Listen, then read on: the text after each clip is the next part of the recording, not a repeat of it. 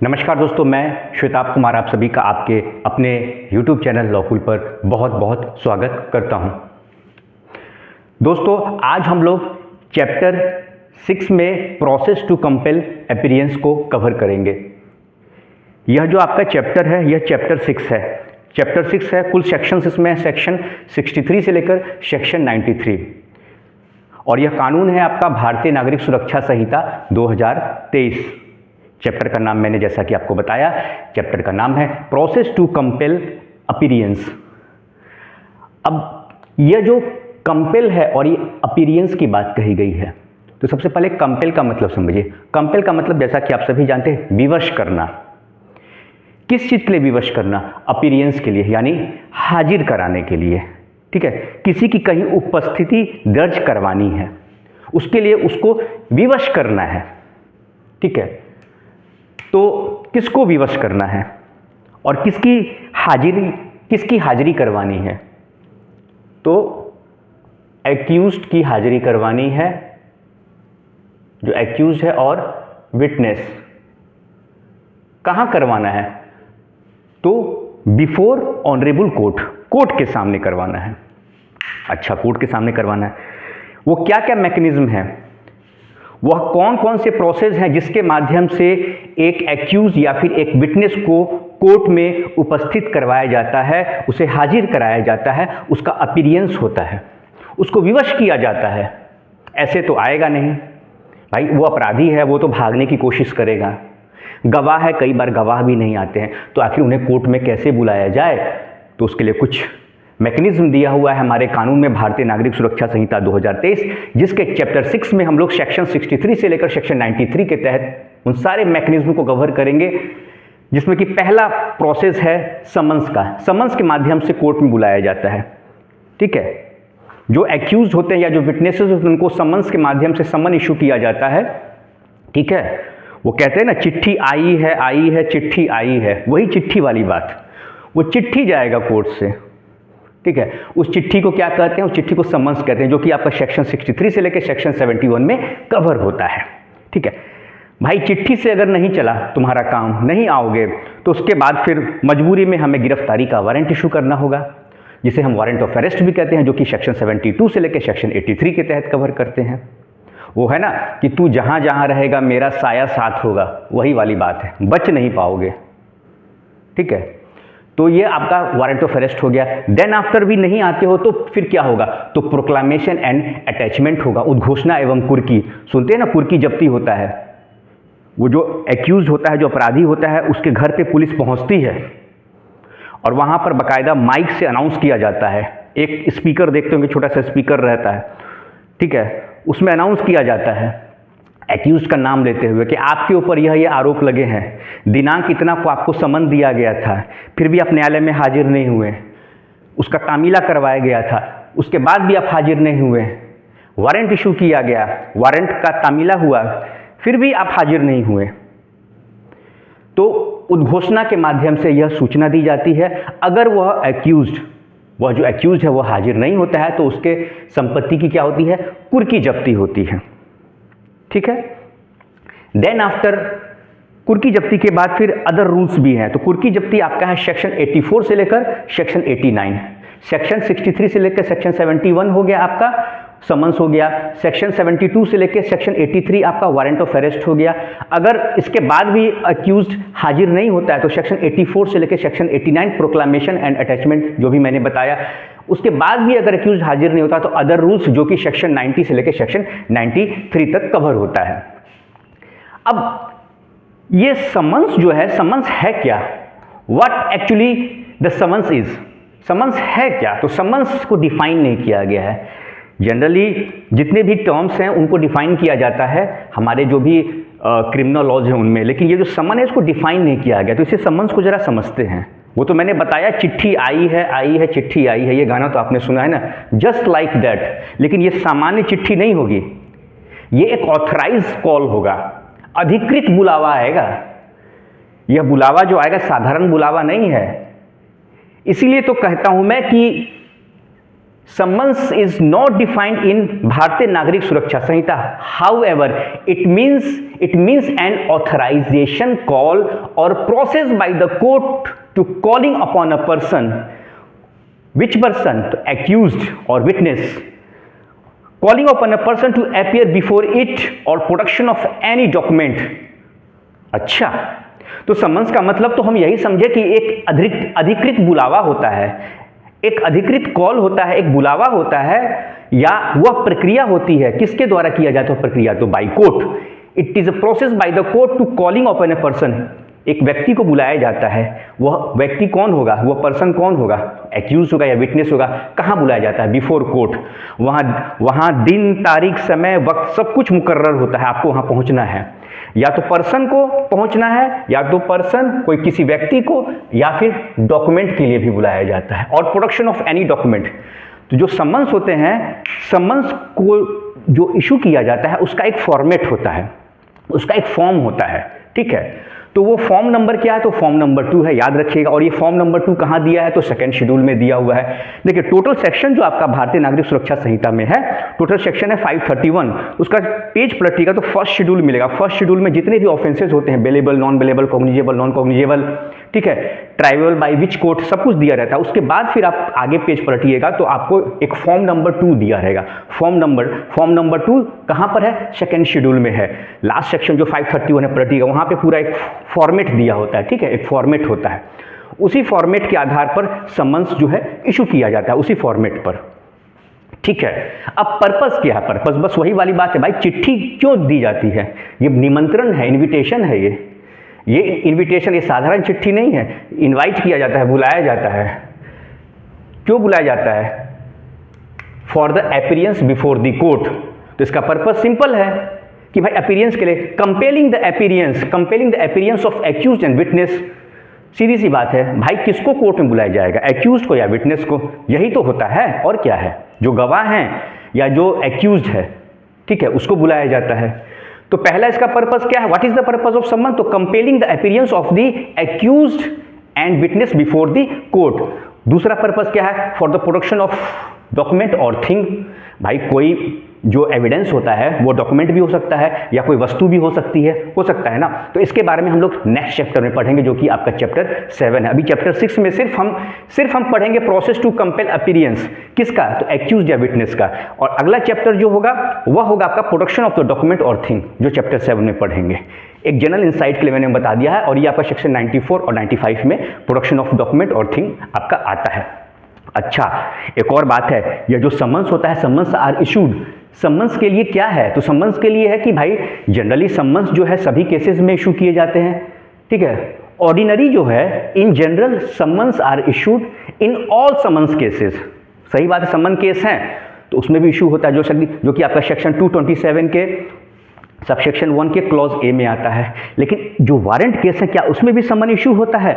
तो बिल्कुल होता है, at the discretion of court. ये कोर्ट का डिस्क्रिशन है, ये कोर्ट का क्षेत्राधिकार है. ये हम कोर्ट के ऊपर छोड़ते हैं कि भाई समन्स जो मामले हैं, जो समन्स मामले हैं, उनमें तो कोर्ट को समन इशू करना है, डायरेक्ट वारंट इशू नहीं करेगी. लेकिन जो वारंट केसेस हैं, जो गंभीर प्रवृत्ति के अपराध हैं, उसके मामले में भी कोर्ट को यह डिस्क्रिशन है सेक्शन 227 के सबसेक्शन 1 के सेक्शन 227 के सबसेक्शन 1 के क्लॉज बी के तहत की कोर्ट को डिस्क्रिशन है कि कोर्ट जो है वारंट के मामले में भी समन इशू कर सकती है.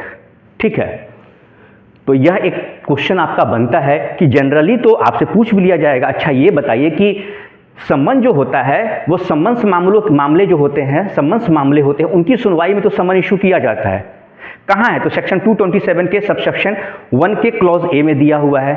लेकिन क्या जो वारंट केसेस हैं, वारंट केसेस के मामले में भी समन इशू होता है? तो हाँ, होता है, लेकिन at the discretion of court. यह कोर्ट का अधिकार है. कहाँ डिफाइन है? तो सेक्शन 227 के सबसेक्शन 1 के क्लॉज बी में. ठीक है. अच्छा, एसेंशियल्स ऑफ समन्स क्या है?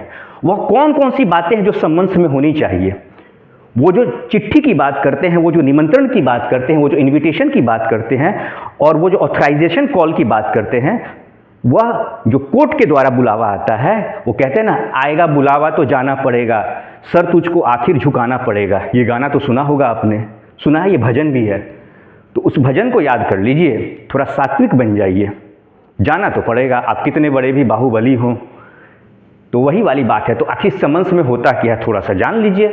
तो एसेंशियल्स ऑफ समन्स है सेक्शन 63, शुरुआत की जाए यहीं से। सेक्शन 63 से शुरुआत ही यहीं से है ना, अभी तो इंट्रोडक्शन अपन देख रहे थे। अभी सेक्शन 63 में कहता है it must be in writing, अच्छा लिखित में होना चाहिए। इन डुप्लीकेट भी होना चाहिए, यानी उसकी एक कॉपी होनी चाहिए। अच्छा, बहुत अच्छी बात है। राइटिंग में होना चाहिए, डुप्लीकेट होनी चाहिए। Signed by the presiding officer of the court, अच्छा कोर्ट के जो प्रिजाइडिंग ऑफिसर है, पीठासीन अधिकारी हैं, उनका उस पर सिग्नेचर होना चाहिए। और अगर प्रिजाइडिंग ऑफिसर तो हैं ही, उसके अलावा और any other officer authorised by the high court, या फिर ऐसे कोई पदाधिकारी जिनको कि अधिकृत किया गया है, किसके द्वारा? उच्च न्यायालय के द्वारा। जिला है आपका, जिला न्यायालय मुजफ्फरपुर है, यहाँ से सम्मन जाता है, तो या तो presiding officer of the court हैं, उनका सिग्नेचर होगा। उनका सिग्नेचर अगर नहीं है तो और किसका सिग्नेचर हो सकता है? तो एनी अदर ऑफिसर, वैसे पदाधिकारी authorised by the high court, जिनको कि पटना हाई कोर्ट जो है, उच्च न्यायालय पटना ने अधिकृत किया हुआ है। अच्छा ठीक है, इतने से काम चल जाएगा क्या? नहीं, it must bear the seal of the court, court की मुहर लगेगी, नहीं तो कोई भी कुछ किसी को भेज देगा। भाई आजकल बहुत सारा फ्रॉड होता है, हर चीज़ में फ्रॉड है। आजकल तो जो साइबर अपराध हो रहे हैं उसमें तो फ्रॉड करके कोर्ट बन जाता है, फ्रॉड करके जज खुद को बताते हैं कि हम जज हैं, सुनवाई तक कर देते हैं, लोग को डरा देते हैं। नकली पुलिस वाले हैं, फ्रॉड करते हैं, साइबर अपराध है, तो कैसे पता चलेगा? तो वहाँ seal of the court, court की मोहर होगी। मुजफ्फरपुर जिला न्यायालय, उसका मोहर लगा होगा, उस सम्मन पर मोहर लगता है ऐसे करके। ठीक है, अच्छा ठीक है, चलिए यह तो समझ गए। अच्छा, कंप्लेंट केस भी होता है, कोर्ट में कंप्लेंट केस होता है ना, नालसी जिसे आप कहते हैं, नालसीवाद। ठीक है, तो कंप्लेंट केस के मामले में क्या होगा? कंप्लेंट केस के मामले में जो कंप्लेंट की कॉपी होती है, उसकी एक कॉपी भी लगेगी समन्स के साथ, उसकी कॉपी भी लगेगी। आखिर जो व्यक्ति है जिसके खिलाफ कंप्लेंट केस हुआ, वो देखेगा तो अपना केस जानेगा, तो कंप्लेंट की कॉपी भी लगेगी। इसलिए कहा गया in complaint case copy of the complaint attached with summon, attached with summon. अच्छा ठीक है, यह भी यहाँ भी बात समझ में आ गई। Must mention on the particulars. अच्छा, उसके बाद ये भी कहा गया है कि उसमें यह भी आपको बताना है कि सिर्फ सम्मन्स को लिखित ही होना आवश्यक नहीं है, सिर्फ उस डुप्लीकेट कॉपी नहीं, सिर्फ साइन ही नहीं, सिर्फ मोहर ही नहीं, उसके साथ साथ उसमें जगह बताना होगा। तो जगह क्या है? न्यायालय, जिस न्यायालय ने इशू किया है उस कोर्ट का नाम होगा, वहाँ पे उपस्थित होना है। टाइम ऑफ अपीयरेंस, किस समय उपस्थित होना है, वक्त बताया जाएगा। जनरली 10:30 का वक्त बता दिया जाता है, तो टाइम बताया जाएगा हाजिर होने का। And nature of the offence charge, और कौन कौन से अपराध आपके ऊपर लगे हैं। ठीक है, कौन कौन से अपराध के अंदर आपके ऊपर चार्ज लगे हैं, आपके ऊपर आप आरोपित हैं, उसके बारे में पूरा डिटेल दिया रहेगा। अच्छा ठीक, एसेंशियल्स ऑफ सम्मन्स तो सेक्शन 63 में समझ गए। अब क्या होगा? सम्मन तो तैयार हो गया, सम्मन्स तो तैयार हो गया, अब इसको भेजा कैसे जाएगा? थोड़ा आगे बढ़ लेते हैं, सेक्शन 64 में देख लेते हैं सम्मन्स हाउस सर्व। पर्सनली अगर मुझे सम्मन भेजना है तो कोर्ट से जो प्रिजाइडिंग ऑफिसर, जो भी वहाँ के ऑथराइज्ड ऑफिसर हैं, वो आएंगे और मुझे सम्मन सर्व किया जाएगा। पहला तो यह हो गया। अच्छा, अगर मैं घर पर नहीं हूँ तो क्या होगा? अगर मैं घर पे नहीं हूँ तो मेरे घर में कोई एडल्ट मेंबर होंगे, वह रिसीव करेंगे मेरे बिहाफ से, लेकिन उसमें मेरा सर्वेंट नहीं होगा, मेरा सर्वेंट नहीं होगा। मैं घर पर नहीं हूँ, कोई बात नहीं, मेरे बिहाफ से मेरे फैमिली के मेंबर वो उसको सम्मन को रिसीव कर सकते हैं, लेकिन मेरा सर्वेंट नहीं होगा। मेरे घर में जो काम करता है, ठीक है, वह नहीं मेरा फैमिली का मेंबर है, तो वह रिसीव नहीं कर सकता है। इस बात को याद रखिएगा, ये पूछ लिया जाएगा, प्रीलिम्स में पूछ लिया जाएगा, इंटरव्यू में कहीं भी पूछ लिया जाएगा, बहुत इंपॉर्टेंट है। सेक्शन 64 हो गया। अच्छा, सेक्शन 66 में हमने समझ ही लिया कि अगर मैं नहीं हूँ, मेरी जगह मेरे परिवार के जो एडल्ट मेंबर हैं, जो वयस्क हैं, वह रिसीव कर सकते हैं। ठीक है, सेक्शन 67 में कहता है substituted service of summons.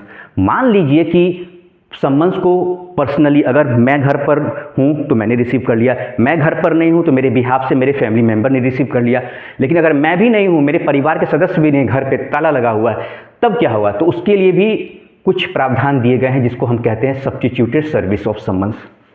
Additional जो तरीके हैं, ठीक है, वह दिया हुआ है सर्विस ऑफ सम्मन्स के लिए सेक्शन 67 में। इसको अभी इन डिटेल हम लोग आगे पढ़ेंगे सेक्शन 67 में।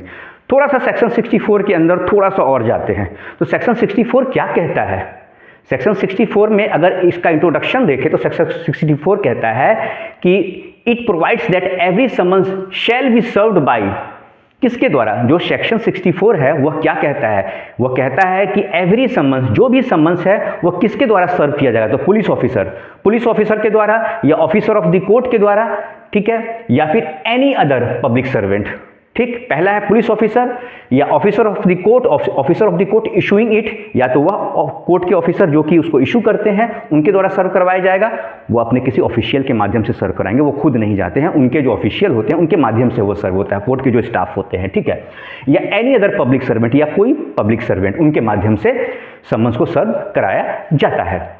अच्छा ठीक है, यह तो समझ में बातें आ गई। वही पब्लिक सर्वेंट, उनके जो स्टाफ होते हैं पब्लिक सर्वेंट हुए, तो वह भी ऑन बिहाफ ऑफ कोर्ट के बिहाफ से वह समन्स सर्व कराने जाएंगे पर्सनली, ठीक है।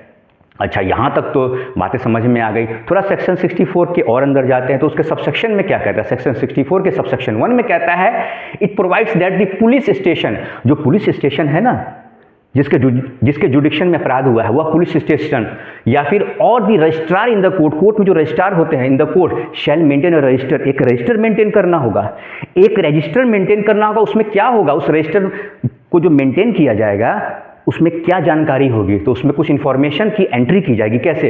एड्रेस किसका? अरे भाई किसी का नहीं, दो ही की तो बात हो रही है, एक एक्यूज्ड की बात हो रही है, और किसकी? एक विटनेस की बात हो रही है। इनसे रिलेटेड जो इन्फॉर्मेशन है उसमें डालना है, और वो इन्फॉर्मेशन क्या है? तो एड्रेस, ईमेल, ठीक है। अब तो ईमेल कोई बहुत बड़ी बात नहीं, आज तो हर किसी के पास मोबाइल है, हर किसी का ईमेल है, सभी जगह जितना भी KYC वगैरह होता है, बैंकिंग होता है, लगभग ईमेल होता है। तो यह सारी चीज़ें उसका एड्रेस हो गया।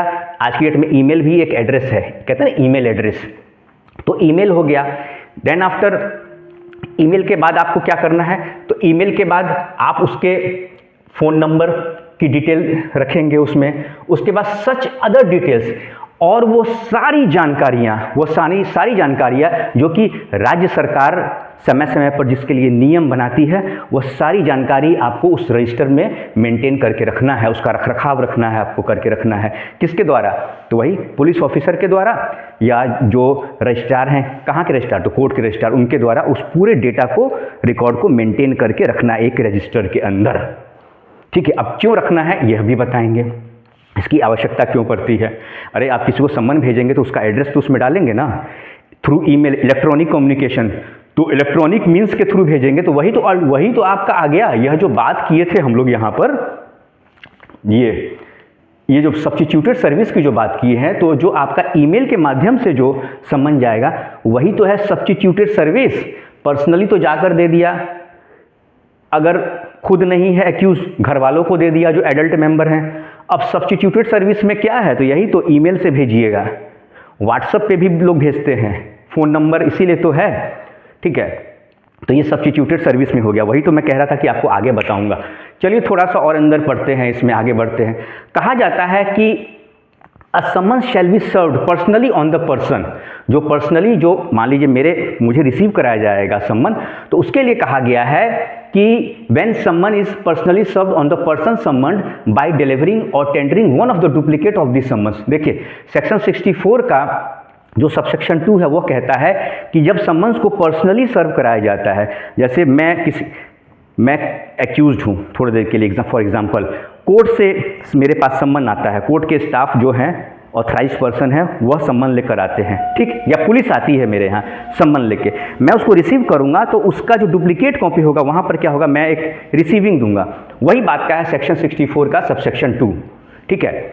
अच्छा, यहाँ तक तो बात समझ में आ गई। उसके बाद इसमें और कहा जाता है कि जो सम्मन्स होता है ना, वो कहा गया है सेक्शन 64 का सबसेक्शन 2 कहता है it provides that summons bearing the image of court seal, court की मोहर लगी होगी, ठीक है। कहाँ पर होगा?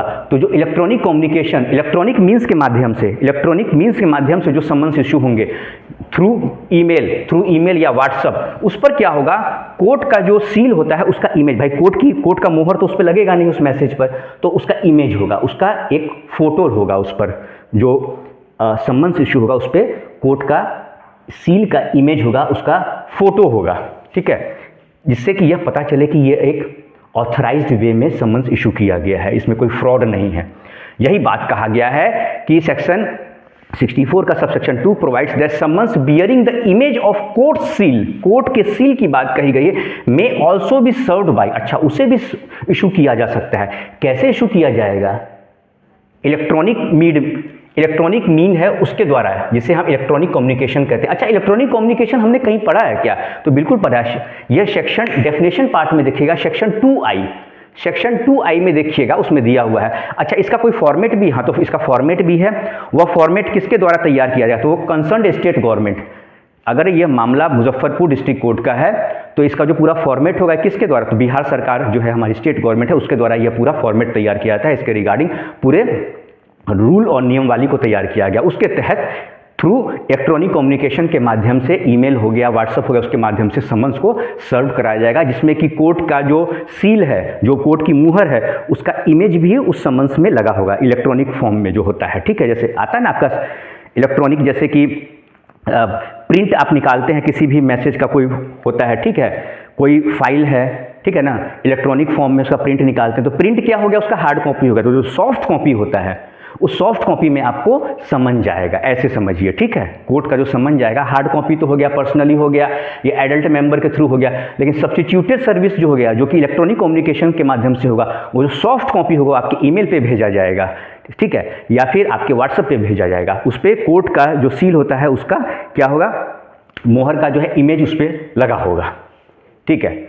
चलिए, यहाँ तक तो बातें समझ में आ गई। थोड़ा सा और आगे बढ़ते हैं तो इसमें सेक्शन 64 के सबसेक्शन 3 में देखते हैं कि person on whom summons is served shall if so required by the serving officer sign a receipt thereof on the back of the duplicate. बिल्कुल वही तो मैंने कहा कि जो पर्सनल सर्विस ऑफ समन होता है, किसी को जो समन रिसीव कराने जाते हैं, कोर्ट के जो पदाधिकारी होते हैं, ऑथराइज्ड पर्सन, वह जाते हैं, तो वह क्या करेंगे कि जब पर्सनली जो एक्यूज्ड है उसको रिसीव कराते हैं, या फिर कोई फैमिली का एडल्ट मेंबर है उसको रिसीव कराते हैं, तो उसके पीछे क्या करेंगे? वो रिसीविंग ले लेंगे। भाई एविडेंस है ना, एविडेंस चाहिए, तो डिलीवरी हुआ है, समन्स का प्रॉपर डिलीवरी हुआ है, उसका एविडेंस तो चाहिए, वही तो फिर कल को केस के रिकॉर्ड में लगेगा। केस की जो फाइल होती है, जो हमारे ऑनरेबल जजेस होते हैं, केस की सुनवाई में जो केस की फाइल निकलती है उसमें रिकॉर्ड में लगा रहता है ये एविडेंस के लिए, ताकि कल को एक्यूज ये ना कहे कि हमें तो रिसीव ही नहीं हुआ, मुझे तो रिसीव ही नहीं हुआ। अरे आपको रिसीव नहीं हुआ, आप फरार थे, आपके परिवार के कोई सदस्य हो गए, उन्होंने रिसीव किया, रिसीविंग देखिए, रिसीविंग हमारे पास है इसकी।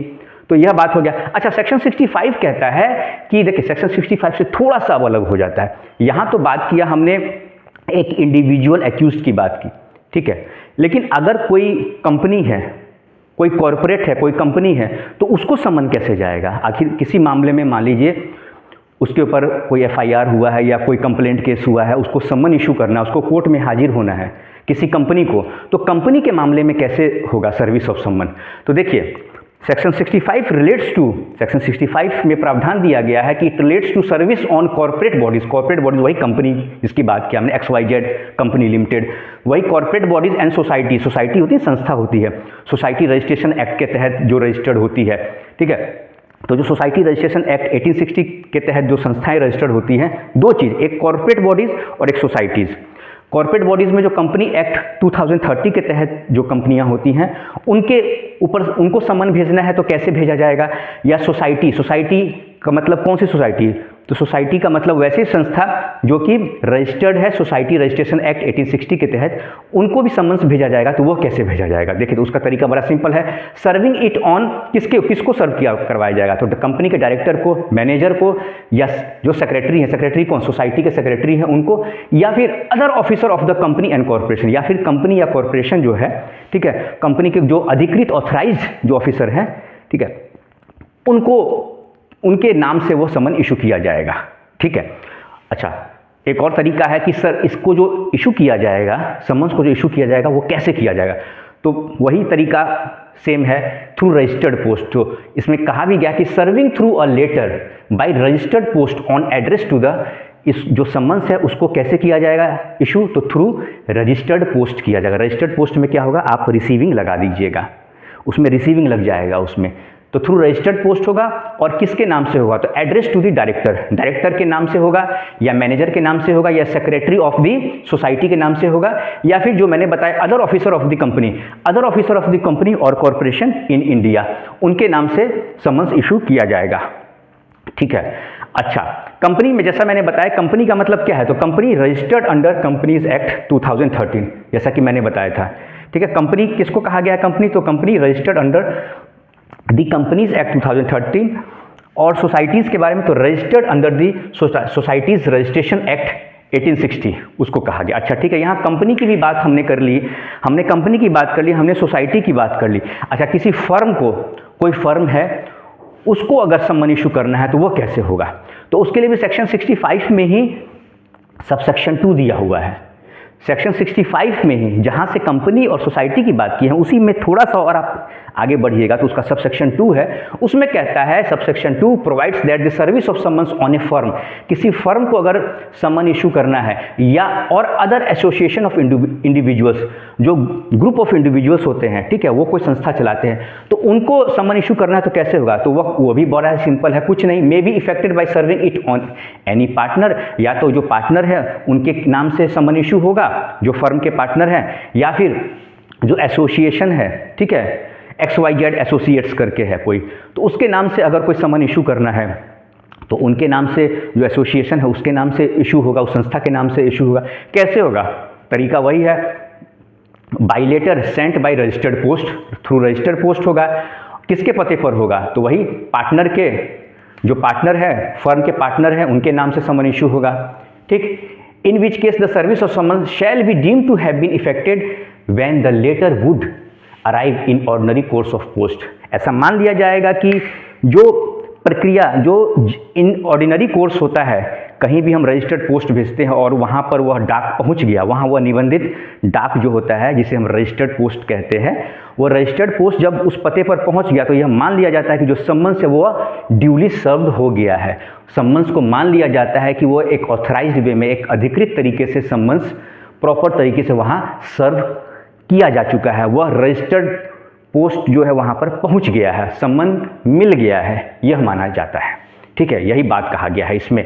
अच्छा, एक बात और, अगर जिस व्यक्ति को सम्मन इशू किया गया वह न मिले तब क्या करे? When person to whom summons is issued is not found, तब क्या होगा? जिस व्यक्ति के नाम से सम्मन्स इशू किया गया वो नहीं मिलता है, तब क्या होगा? जब when person summoned not found, तब क्या होगा? तो देखिए वहाँ पर है summon can be serve to adult member, जैसा कि मैंने आपको बताया कि जो एडल्ट मेंबर हैं, परिवार के जो एडल्ट मेंबर हैं, उनको सम्मन्स इशू किया जाएगा, उनको सम्मन रिसीव कराया जाएगा। ये कहाँ है? सेक्शन 66 है। सेक्शन 66 में कहा गया है यह बात कि when person summon not found then summon can be serve to adult member, परिवार। लेकिन इस एडल्ट मेंबर में क्या है? Adult member of the family, परिवार के होने चाहिए वो एडल्ट मेंबर, कोई भी एडल्ट मेंबर नहीं, वह परिवार के होने चाहिए, वो फैमिली के होने चाहिए, फैमिली मेंबर होने चाहिए। इसीलिए तो कह दिया गया है कि servant is not member of the family, यही बात तो कहा गया। और ये बात कहा गया है तो सेक्शन 66 ऑफ भारतीय नागरिक सुरक्षा संहिता 2023 के तहत कहा गया है। चलिए, जो व्यक्ति के नाम से सम्मन गया है वह नहीं मिलता है, तब तो एडल्ट फैमिली मेंबर जो है उनको इशू करा दिया गया। लेकिन अगर ना तो वो व्यक्ति है जिसके नाम का सम्मन निकला है वह भी नहीं मिल रहा है, न उसके परिवार के कोई एडल्ट मेंबर मिल रहे हैं, तब क्या होगा? तब वही जो मैंने यहाँ पर बात किया था सेक्शन 67 के तहत सब्स्टिट्यूटेड सर्विस ऑफ सम्मन। अब सब्स्टिट्यूटेड सर्विस ऑफ सम्मन क्या होता है? चलिए इसको भी देख लेते हैं। व्हेन सम्मन नॉट सर्व्ड पर्सनली, जब सम्मन न तो पर्सनली सर्व हो पाता है, न ही कोई एडल्ट मेंबर रहते हैं, तब क्या होगा? तो तब serving officer shall affix one of the duplicates of the summons to some conspicuous part of the house in which person summon ordinarily resides. Section 67 कहता है, देखिए जैसे एक मकान है, मैं सर्विंग ऑफिसर हूँ, मैं ऑथराइज्ड पर्सन हूँ, ठीक है, और मेरा काम है उस जो सम्मन है उसको सर्व कराना। मैं घर पर जाता हूँ, कोई नहीं मिलता है, जिस व्यक्ति के नाम से सम्मन इशू हुआ है, कोई एक्स है उसके नाम से सम्मन इशू हुआ है, कोई नहीं मिलता है, न उसके परिवार के कोई सदस्य हैं वो मिलते हैं। मैं आवाज़ दे रहा हूँ, घंटी बजा रहा हूँ, फिर देखता हूँ कि घर पर तो ताला लगा हुआ है, सब भागे हुए हैं वहाँ से। तब क्या करूँगा, जो सामने का फ्रंट का मकान का है, जहाँ से कि कोई देख सकता है, सामने का जगह तो हर किसी को दिखता है, तो जो जगह स्पष्ट हो, जहाँ से साफ साफ दिखता हो कि वहाँ पर कोई चीज़ चिपकाऊंगा, अगर मैं सामने से कोई चीज़ चिपकाऊंगा तो सामने बिल्कुल स्पष्ट दिखेगा, वहाँ पर क्या करूँगा, मैं समन्स की कॉपी को चिपका दूंगा। संभवतः अगर हो तो 2-3 कॉपी मिला के चिपका दूँ मैं अलग अलग जगह पर, बिल्कुल साफ साफ दिखे। तो यही है आपका सब्स्टिट्यूटेड सर्विस ऑफ समन। उसका ईमेल भी कर दीजिए, व्हाट्सअप है तो व्हाट्सअप पे भी कर दीजिए, उस तक जानकारी तो पहुँच ही जानी चाहिए। इसलिए तो इलेक्ट्रॉनिक कम्युनिकेशन को क्यों डाला गया है? सेक्शन 2I ऑफ भारतीय नागरिक सुरक्षा संहिता में इलेक्ट्रॉनिक कम्युनिकेशन डालने का यही मकसद है। किसी भी तरीके से एक्यूज्ड इस बात को डिनाई नहीं कर पाए, उसको एक गुंजाइश न रहे कि अरे मुझे तो सम्मन मिला ही नहीं, तो वारंट कैसे इशू हो गया, प्रोक्लामेशन की प्रक्रिया, क्योंकि अक्सर देखा पहले क्या जाता था, जब हमारा ओल्ड प्रोसीजर लॉ था CRPC 1973, उसमें कहता सम्मन तो मिला ही नहीं, तो वारंट कैसे इशू हो गया, यह मेरे संपत्ति की कुर्की जब्ती कैसे हो गई। लेकिन अब वो बहाना नहीं चलेगा, आपका पूरा डिटेल रहेगा। डिटेल किसके द्वारा मेंटेन किया जाएगा, तो पुलिस ऑफिसर के द्वारा, और नहीं तो जो कोर्ट के रजिस्ट्रार हैं, जैसा कि मैंने बताया, उनके द्वारा पूरा आपका रिकॉर्ड खंगाला जाएगा। अरे थाने से तो हर आदमी का रिकॉर्ड, थाना चाहे तो क्या नहीं कर सकता है, उसके बारे में हर किसी का इन्फॉर्मेशन होता है, पता चल जाएगा। नंबर किसी का निकालना आज की डेट में कोई बहुत बड़ी बात नहीं है, ठीक है। अगर प्रॉपर तरीके से अगर कोई न्यायिक प्रक्रिया है, उसके तहत उसमें ज़रूरत है, in the interest of justice, तो नंबर किसी का भी वहाँ पर रिकॉर्ड में दर्ज किया जा सकता है, कोई बहुत बड़ी बात नहीं है वो इन्वेस्टिगेटिंग एजेंसी के लिए, ठीक है। अच्छा, तो सर्विस ऑफ समन्स तो हो गया, चलिए यहाँ तो हमने देख लिया। उसके बाद सब्स्टिट्यूटेड सर्विस ही हमने पढ़ लिया। अब जो गवर्नमेंट सर्वेंट है उनके लिए क्या करना है, तो देखिए गवर्नमेंट सर्वेंट के मामले में कुछ नहीं है। Service of summons on government servant may be effected by sending it in duplicate to the head of office in which person is employed. Section 68 कहता है, ठीक है, सेक्शन 68 कहता है कि कोई सरकारी कर्मचारी है और उसके खिलाफ समन इशू करना है, तो उसके पते पे तो हम भेजेंगे ही, साथ में उस समन की जो डुप्लीकेट कॉपी है वो कहाँ भेजेंगे, जो उनके जो हेड ऑफ द ऑफिस होंगे, उनके जो इमीडिएट बॉस होंगे, ठीक है, उनके जो सीनियर होंगे, उनके यहाँ उनके ऑफिस में भी वो सम्मन इशू किया जाए, ताकि उनके ऑफिस में भी सबको पता चल जाए, वहाँ से भी एक दबाव बने। देखिए सम्मन का मतलब यही होता है कि एक दबाव बनाना, एक विवश, जो मैंने कंपेल वर्ड ही है इसमें लिखा हुआ है, प्रोसेस टू कंपेल, तो कंपेल करना, उसको विवश करना। किस चीज़ के लिए विवश करना, तो उसको कोर्ट में हाजिर होने के लिए, उसके अपीयरेंस के लिए विवश करना। कहाँ हाजिर होना है, कोर्ट में। तो उनके जो सीनियर्स हैं उनके ऑफिस में भी वो रिसीव, उनके सीनियर को जैसे ही पता चलेगा अरे सम्मन है, मेरा एम्प्लॉई है, मेरा जूनियर है, मेरा सबॉर्डिनेट है, इसके खिलाफ सम्मन इशू हुआ है, तुरंत उसको इन्फॉर्म, या फिर मान लीजिए कहीं बाहर उसको इन्फॉर्म किया जाएगा, ठीक है, या डिपार्टमेंटल तरीके से जो कार्रवाई होती है वह करते हुए फिर उसको विवश किया जाएगा कि आप कोर्ट में जाइए, हाजिर होइए, ठीक है, ये सारी चीज़ें। तो ये हो गया सेक्शन 68 के तहत। कोई सरकारी कर्मचारी है उसको सम्मन कैसे इशू होगा। अब सेक्शन 69 क्या कहता है, सेक्शन 69 कहता है कि वैसी स्थिति में मान लीजिए कि ये मामला मुजफ्फरपुर का है, मामला क्राइम मुजफ्फरपुर में हुआ है, मामले की सुनवाई भी मुजफ्फरपुर में चलेगी, लेकिन जो अपराधी है, जो एक्यूज है या फिर जो गवाह है वह मान लीजिए पटना का है, पटना का रहने वाला है, तब उसको कैसे सम्मन इशू होगा। तो कुछ नहीं, पटना का जो कोर्ट है, वहाँ के जो मैजिस्ट्रेट हैं, वहाँ के जो जुडिशियल मजिस्ट्रेट हैं, उनके लोकल जुडिशियल में वह जो व्यक्ति रहता है, तो उस कोर्ट के माध्यम से क्या होगा, उस व्यक्ति को सम्मन इशू कराया जाएगा, ठीक है। पटना में कोई भी बोरिंग रोड मान लीजिए कोई जगह है, ठीक है, या एग्जीबिशन रोड पे वो रहता है व्यक्ति, तो वहाँ के क्षेत्राधिकार के जो जुडिशियल मजिस्ट्रेट होंगे उनके थ्रू क्या होगा, सम्मन इशू होगा। कौन लेकर जाएगा, तो वही पुलिस ऑफिसर हो गए, ठीक है, या फिर officer of the court issuing it, या उस कोर्ट के जो ऑफिसर हो गए, ठीक है, पटना के, या फिर एनी अदर पब्लिक सर्वेंट, या कोई भी अधिकृत पब्लिक सर्वेंट है, लोक सेवक है, उनके माध्यम से उस सर्विस, सम्मन की सर्विस को कराया जाएगा, ठीक है। चलिए यहाँ तक भी बातें समझ में आ गई, सेक्शन 69 भी देख लिया। अब सेक्शन 70 क्या कहता है, सेक्शन 70 भी बड़ा स्पष्ट है। देखिए कोई बहुत बड़ी बात इसमें नहीं है, बहुत सीधी सी बात है कि section 70 relates to the proof of service of summon. आखिर जो समन आप इशू करेंगे उसका कोई प्रूफ भी तो होना चाहिए, तो उसका प्रूफ क्या होगा।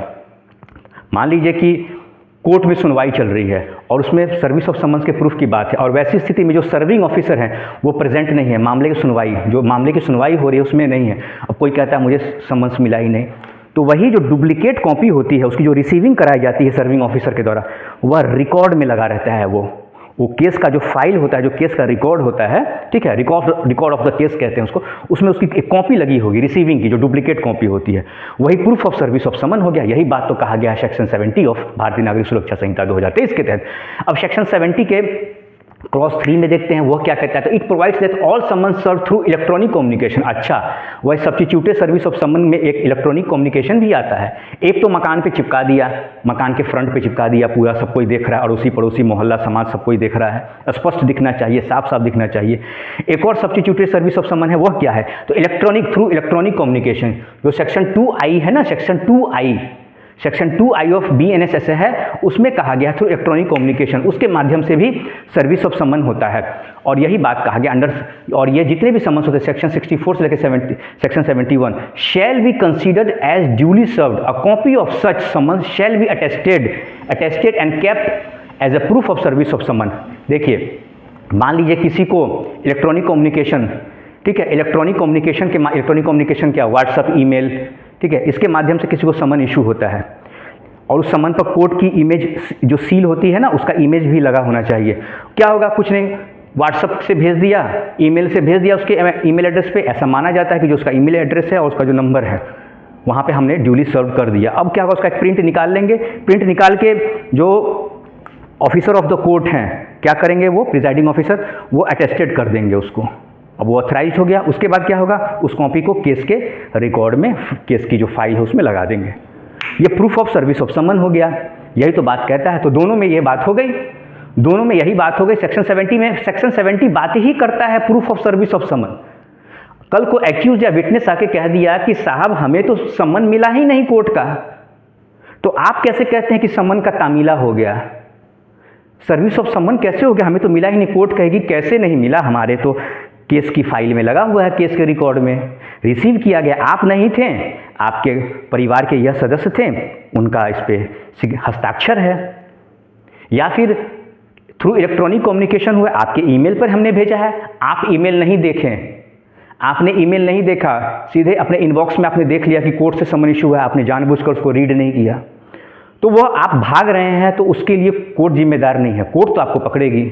वो जो मैंने गाना कहा ना कि तू जहाँ जहाँ चलेगा मेरा साया साथ होगा, तो हम भाई वारंट इशू किए आपको, वारंट पे भी नहीं आए तो हमने अटैचमेंट प्रोक्लामेशन किया, उद्घोषणा जारी किया, बाकायदा माइक से आपका नाम अनाउंस किया गया, बताया गया कि इस मामले में आप वांछित हैं, आप न्यायालय में दिनांक इतना को इतने बजे इस न्यायालय में आपको हाजिर होना है। आप तब भी नहीं हुए, मजबूरी में अटैचमेंट करना पड़ा, आप निकल गए बाहर, आप आ गए। कहते हैं ना, आएगा बुलावा तो जाना पड़ेगा, सर तुझको आखिर झुकाना पड़ेगा, वही वाली बात हुई, बुलावा आया, आपको आना पड़ा। तो यह सेक्शन 70 में बात हो गया, proof of service of summon. Section 71 थोड़ा विटनेस के बारे में पढ़ लेते हैं, एक्यूज के बारे में तो बहुत कुछ पढ़ लिया। सेक्शन 71 बात करता है विटनेस के समन्स की बात करता है। It provides for service of summons of by post, the court can also effect the service of summons by electronic communication और by registered post address to the witness at the place where he ordinarily resides और carries on business और personally works for gain in addition to and simultaneously with the issue of summons. देखिए, इसमें यही कहा गया है section 71 में, witness को समन्स की बात कही गई। जो विटनेस होते हैं ना, उसको समन कैसे इशू किया जाएगा, तो थ्रू रजिस्टर्ड पोस्ट किया जाएगा, थ्रू इलेक्ट्रॉनिक कम्युनिकेशन किया जाएगा। कहाँ किया जाएगा, जहाँ वह रहते हैं, ठीक है, जहाँ उनका निवास स्थान है, या जहाँ वह व्यापार करते हैं, ठीक है, या जहाँ वह नौकरी करते हैं, अगर गवर्नमेंट सर्वेंट हैं वो गवाह, तो वहाँ पर हो गया, ठीक। या फिर वहाँ पे वो बिजनेस, जैसा मैंने बताया, बिजनेस के तौर पर वहाँ पे काम करते हैं, व्यापार करते हैं, तो ऐसे पते पर क्या होगा, उनका सर्विस ऑफ समन किया जाएगा गवाह के लिए।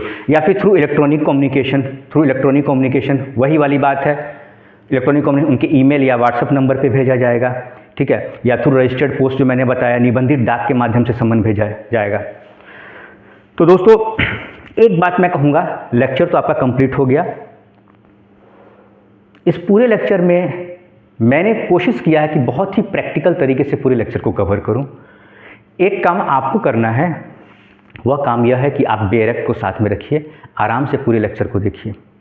थोड़ा सा स्पष्ट आपको नहीं दिख पा रहा होगा, थोड़ा छोटा है, लेकिन मैंने इसको बहुत ही शॉर्ट और समराइज़ करने का कोशिश किया। तो मैं बोल तो रहा हूँ सारी चीज़ों को, और इससे भी सिंपल तरीके से बोल रहा हूँ, सारे सेक्शंस बोल रहा हूँ, सारी बातों को बोल रहा हूँ। जितने भी टेक्निकल टर्म्स हैं उनको सिंप्लीफाई करने की कोशिश किया है मैंने। तो आप बेरेक्ट साथ में रखिए और पूरे लेक्चर को देखिए। कहीं कोई डाउट होता है उसके लिए मैं हूँ, आपको परेशान होने की आवश्यकता नहीं है। आपकी पढ़ाई को, आपकी पूरी जर्नी को सिंप्लीफाइड करना ही मेरा उद्देश्य है। तो दोस्तों अगले लेक्चर में हम लोग जल्दी ही मिलेंगे और अगला लेक्चर होगा आपका वारंट ऑफ अरेस्ट, जो कि सेक्शन 72 से लेकर सेक्शन 83 है। देन आफ्टर हम लोग प्रोक्लामेशन एंड अटैचमेंट पढ़ेंगे, देन अदर रूल्स के बारे में पढ़ेंगे। तो दोस्तों आज का लेक्चर यहीं पे कंक्लूड करता हूँ। नमस्कार।